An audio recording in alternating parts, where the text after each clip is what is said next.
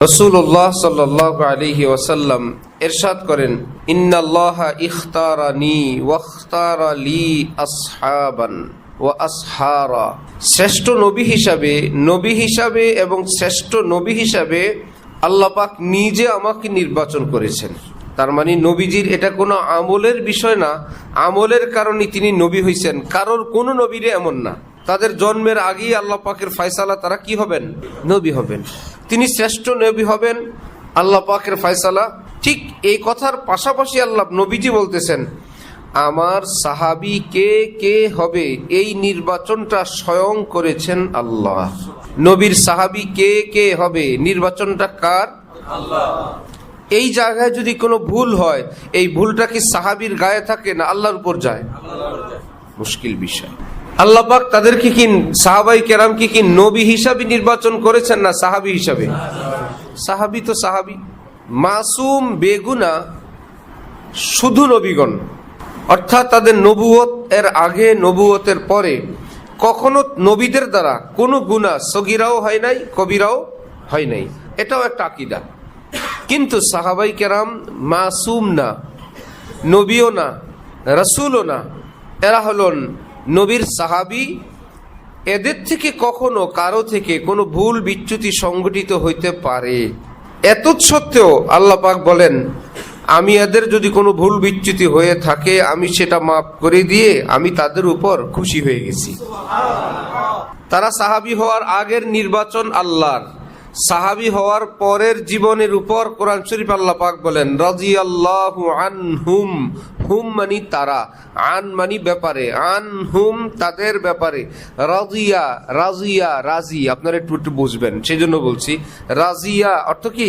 রাজি। রাজিয়াল্লাহু, কে রাজি? রাজিয়া আল্লাহু, রাজিয়াল্লাহু আল্লাহ রাজি, আন ব্যাপারে, হুম তাদের, তাদের কারা? সাহাবী।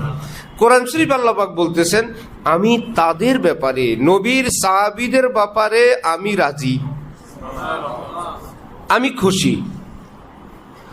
আপনি আমি যদি বলি আমার একটু কথা আছে, তুমি কি আরেকজন আল্লাহ? তুমি আরেকজন মালিক ইয়াউমিদ্দিন? তুমি আরেকজন নবী? তুমি কে? তুমি সাহাবীর পায়ের ধুলার বরাবর কেউ?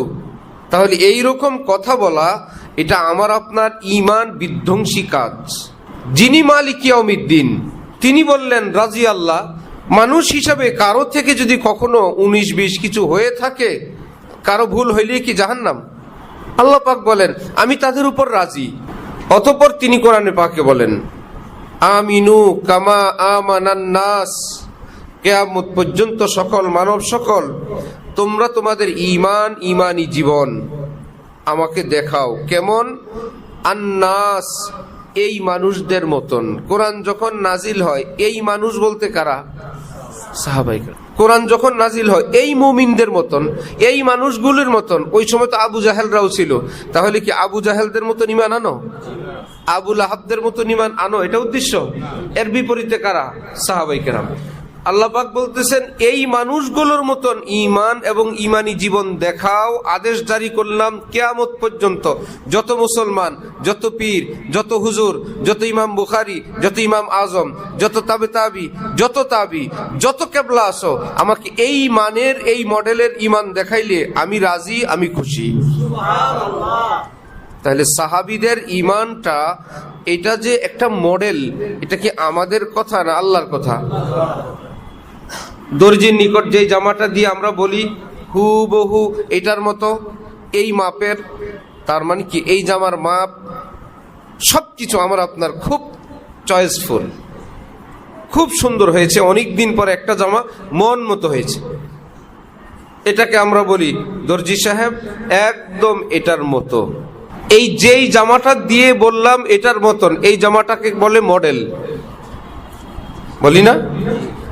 আল্লাহ পাক আমাদেরকে বললেন ঠিক এদের মতো। তাহলে কি তারা মডেল না? এরা কারা? হযরত সাহাবায়ে কেরাম। আরেক আয়াতে কোরআনে পাকে আল্লাহ পাক বলেন, উলাইকা কাতাবা ফি কুলুবিহিমুল ঈমান, এরা এমন মানুষ এদের বুকের মধ্যে আমি আল্লাহ নিজে ঈমান খোদাই করে দিছি, ঈমান আমি লিখে দিছি।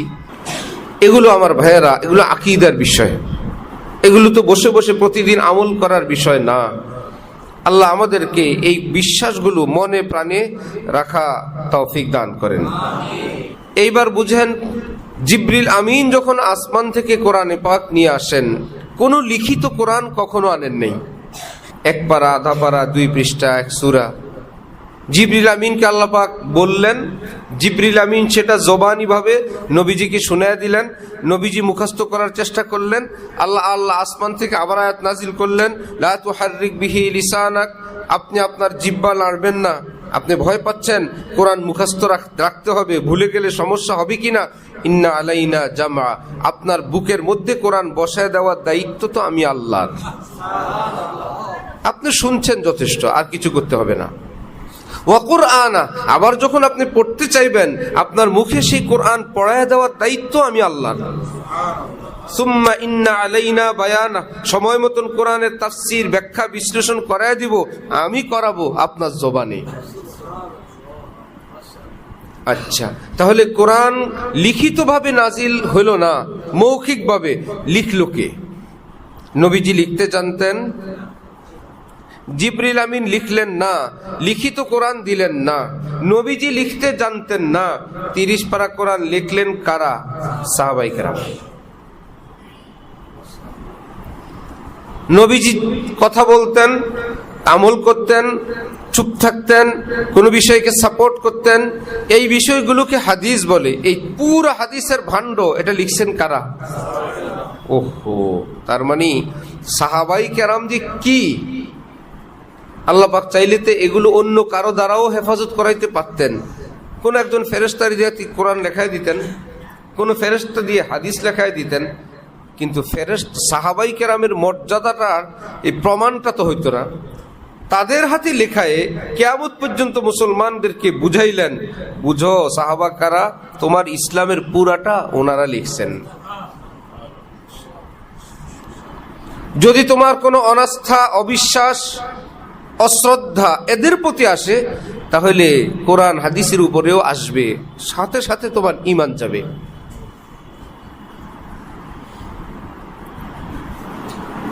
এগুলো হলো আমাদের আকীদার বিষয়। আল্লাহ আমাদেরকে সহি আকীদা পোষণ করার তৌফিক দান করেন। আমার আব্বা এক সময় নামাজ পড়াইতেন খতমে তারাবি জিনজিরা। সেই সুবাদে পাশের এক বাসা ওনারা খুব মহব্বত করতেন। আমি যখন বড় হইলাম, ঢাকায় পড়তে নিলাম, ওনাদের বাসা তখন এখানে ধানমন্ডি শুক্রাবাদ, আমি পড়ি রায়ের বাজার। উনি এনে আমাকে ওনাদের সঙ্গে একটা পরিচয় করাই দিলেন, কাছাকাছি আছে, আমাকে স্নেহ করতেন। আমি কখনো কখনো আসলে ওই ভদ্রলোক, বাসার মালিক যিনি ইংরেজি শিক্ষিত বড় ব্যবসায়ী মানুষ, একদিন আমাকে বললেন, আচ্ছা কেউ কেউ যে সাহাবীর বিরুদ্ধে বলে, এর লাভ কি বলতো? উনি ছিলেন সিনেমার পরিচালক, ওই লোক যে আমাকে প্রশ্ন করছে। এক সময়ের সিনেমার পরিচালক, আল্লাহর রহমতে শেষ জীবনে দাওয়াত ও তাবলীগের সঙ্গে যুক্ত হয়ে, দিনদার হয়ে, নামাজি হয়েই কবরে গেছেন। আল্লাহ ওনাকে জান্নাত দান করেন। খুব নামি দামি মানুষ। আমাকে বললেন যে সাহাবীদের বিরুদ্ধে বলে, তাদের লাভটা কি? এখন তো সাহাবী নাই, সাহাবীরা তো এখন আর কিছু বলে না, করে না।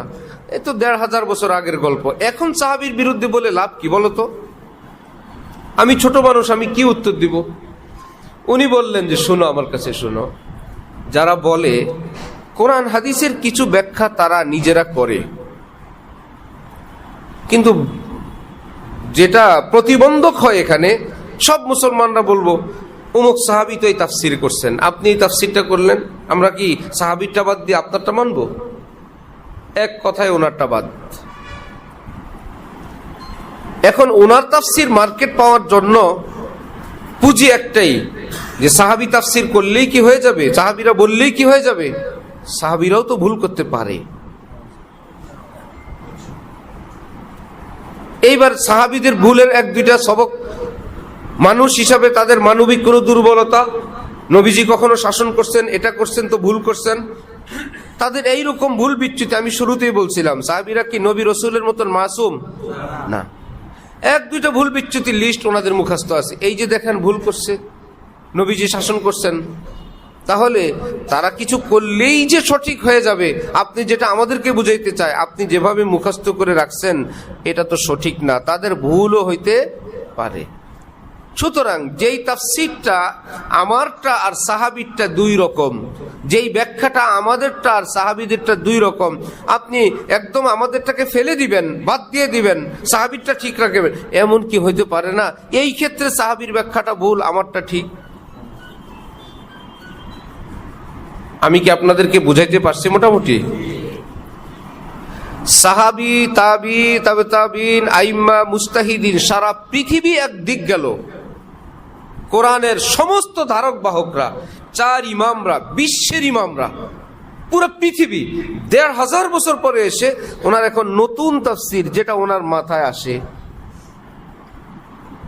যেমন বাংলাদেশের একজন মাওলানা সাহেব একবার আমাদের হযরত ঢালকানগরকে বললেন, বুঝাইলেন যে উযু তো এই যে হাতের মধ্যে তালুতে পানি নিয়ে আমরা যে কনুইর দিকে দেই, এটা তো দেওয়া ঠিক না, কনুই থেকে নিয়ে আঙ্গুলের দিকে দেওয়া উচিত। কেন?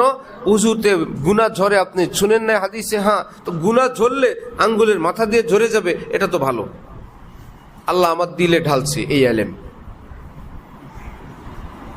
কিছু কোরআন হাদিস পড়ুয়া লোক বললেন, আমি আমার লোকদেরকে বলি কনুই থেকে দোয়া শুরু করবা, আঙ্গুল দিয়ে গুনাহগুলো ঝরে পড়ে যাবে, এই অঙ্গটা ধুইলেই তো হয়, এটা ধুইতে হবে। আপনারা সবাই কেবল বলেন এদিক থেকে ধুয়ে কনুইতে এসে শেষ হবে, এটা না হয়ে আজকে থেকে আপনিও লোকদেরকে বলবেন কনুই থেকে দোয়া শুরু হবে, যাতে গুনাহগুলো ঝরতে ঝরতে আঙ্গুল দিয়ে ঝরে যায়, শেষ। ওনার দিলে এই কথাটা আসছে, উনি তো ওনার যুক্তিতে মোটামুটি মিলে গেছে। যাদের কাছে বলে তাদের এলেম কালাম না থাকার কারণে এত বড় হুজুর কেবলা বললেন তো মাশাআল্লাহ, হযরত বললেন, এটা আপনি কেমন বললেন? আরবিতে কোরআন শরীফ আল্লাহ পাক বলেন, ইযা কুমতুম ইলাস সালাহ ফাগসিলু বুজুহাকুম ওয়া আইদিয়াকুম ইলাল মারাফিক। আল্লাহ বলছেন তোমার হাত ধোও কনুই পর্যন্ত। পর্যন্ত শব্দটা কি শুরুর জন্য আসে না শেষের জন্য? আমি হাঁটতে থাকলাম মালিবাগ থেকে গুলিস্তান পর্যন্ত, আমার হাঁটা কি গুলিস্তান থেকে শুরু না মালিবাগ থেকে? হযরত বললেন যে কোরআন শরীফে তো রব্বুল আলামিন বলছেন ইলাল মারাফিক, কনুই পর্যন্ত। এতে বোঝা যায় কনুই হইল শেষ ঠিকানা আর আঙ্গুল হবে শুরু ঠিকানা। বললেন আসলে তো মাওলানা এইভাবে খেয়াল করি নেই। ওনারও দিলে ডাল ছিল, শয়তানও ডালে। দিলে কে কে ডালতে পারে? শয়তান। আল্লাযী ইউওয়াসওয়িসু ফি সুদুরিন নাস মিনাল জিন্নাতি সুদুরুন, সদরুনের বহুবচন বুক। আল্লাহ পাক বলেন আকথা কুকথা ওয়াসওয়াসা মানুষও দিতে পারে, শয়তানও দিতে পারে তোমাদের বুকের ভিতরে। শয়তান যে পারে এ তো কোরআন বলতেছে। তো এইরকম তাফসীর এখন সাহাবাই কেরাম একটা করছেন, আমি একটা করলাম। এখন তো সাহাবী বলেন আঙ্গুল থেকে, আমি বললাম কনুই থেকে। ভাই তোমারটা কে মানবে? সাহাবী। তখন এটা কেমনে মার্কেটে চালানো যায়, সাহাবীরটা কেমনে ব্লক করা যায়? এই জন্য হইল সারা বিশ্বব্যাপী যে সাহাবীও ভুল করতে পারেন। আমাদের হযরত ঢালকানগর বলেন ঠিক আছে, তুমি সাহাবীদের ভুলের লিস্ট নিয়ে কিয়ামতে উঠবা আল্লাহর কাছে। আল্লাহ, আমরা সাহাবীদের ভুল বিচ্যুতিগুলো খুব চর্চা করলাম, পৃথিবীর মানুষ বিশ্ববাসীকে আমরা এটাই ব্যাপারে অবগত করে আসছি, আল্লাহ আপনি পুরস্কার দেন। আর আমরা বলবো আল্লাহ আমরা এই আগুন মুখে নেই নাই। এত বড় সম্মানিত ব্যক্তিবর্গের কারো যদি জীবনে ভুল বিচ্যুতি একটু হয়ে থাকে, আমরা সেটা চর্চা করি নাই, আপনি রাজি হয়ে গেছেন, আপনি খুশি হয়ে গেছেন, আমরাও তাদের প্রতি শ্রদ্ধা নিয়ে আজীবন ছিলাম। আল্লাহ আমাদেরকে পুরস্কার দেন। দেখবো কিয়ামতে আল্লাহ তোমাদেরকে পুরস্কার দেন না আমাদেরকে দেন।